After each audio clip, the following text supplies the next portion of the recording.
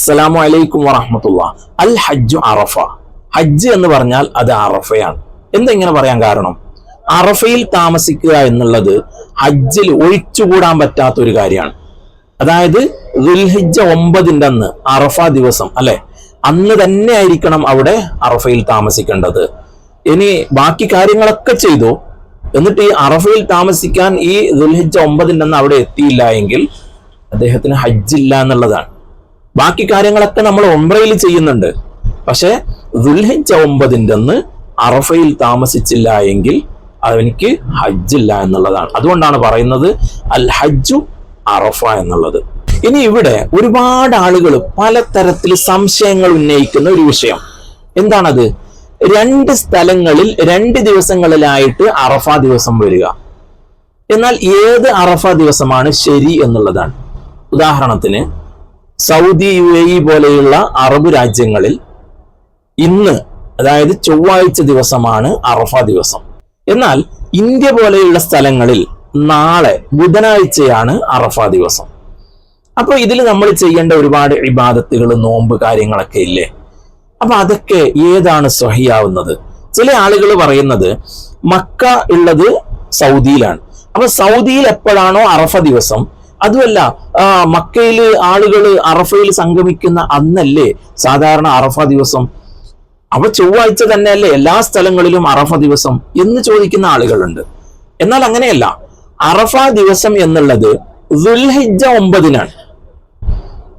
ദുൽഹിജ്ജ 9-നാണ് അറഫ ദിവസം. നമ്മുടെ നാട്ടിൽ ദുൽഹിജ്ജ 9 എപ്പോഴാ? ബുധനാഴ്ചയാണ് ഇന്ത്യയിലൊക്കെ. എന്നാൽ അറബ് രാജ്യങ്ങളിൽ എപ്പോഴാ?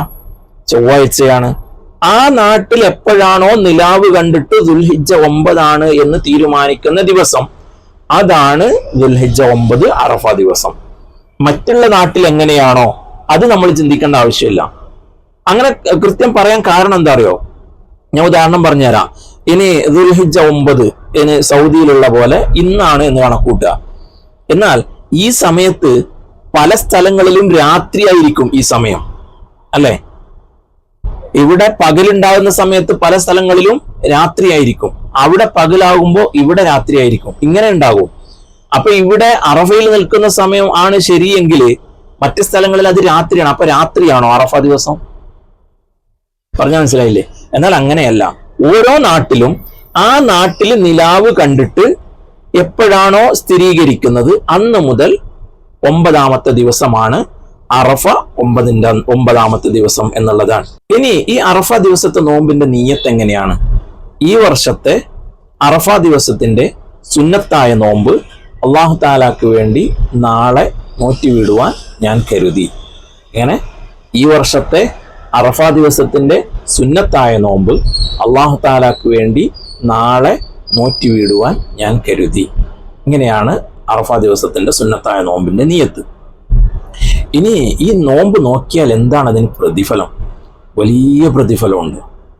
ഹബീബായ റസൂലുള്ളാഹി സ്വല്ലല്ലാഹു അലൈഹി വസല്ലം തങ്ങൾ പഠിപ്പിക്കുന്നു, മുൻപത്തെ ഒരു വർഷം നമ്മൾ ചെയ്തു പോയിട്ടുള്ള എല്ലാ ചെറിയ പാപങ്ങളും ഇനി വരാനുള്ള ഒരു വർഷത്തെ എല്ലാ പാപങ്ങളും, ചെറുദോഷങ്ങൾ അല്ലാഹു തആല പുറത്തു തരുന്ന ഈ ഒരു നോമ്പ് നോക്കിയാൽ അത്രക്കും വലിയ പ്രതിഫലമുള്ളതാണ് ഈ അറഫ 9 അന്നുള്ള നോമ്പ് എന്നുള്ളത്.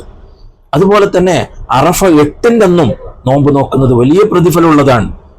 അതുപോലെ 1 മുതൽ തന്നെ 9 വരെ നോക്കുന്ന ആളുകളുമുണ്ട്, അതിനും ഒരുപാട് പ്രതിഫലങ്ങളുണ്ട്. ആർക്കെങ്കിലും എന്തെങ്കിലും സംശയങ്ങൾ ഉണ്ടെങ്കിൽ വീഡിയോയുടെ താഴെ കമന്റായി രേഖപ്പെടുത്താം. അള്ളാഹുവിന്റെ തൗഫീഖ് ഉണ്ടെങ്കിൽ ഞാൻ അതിന് ഉത്തരം നൽകുന്നതായിരിക്കും. അള്ളാഹു തആല തൗഫീഖ് നൽകട്ടെ. അള്ളാഹു തആല നമ്മുടെ എല്ലാ ഇബാദത്തുകളും ഇഖ്ലാസോടുകൂടി ചെയ്യാനുള്ള ഭാഗ്യം നൽകുമാറാവട്ടെ. ആമീൻ യാ റബ്ബൽ ആലമീൻ. എല്ലാവരും എനിക്കും കുടുംബത്തിനും വേണ്ടി ദുആ ചെയ്യണം എന്ന് ദുആ കൊണ്ട് വസിയത്ത് ചെയ്യുന്നു. അസ്സലാമു അലൈക്കും വറഹ്മത്തുള്ളാഹി.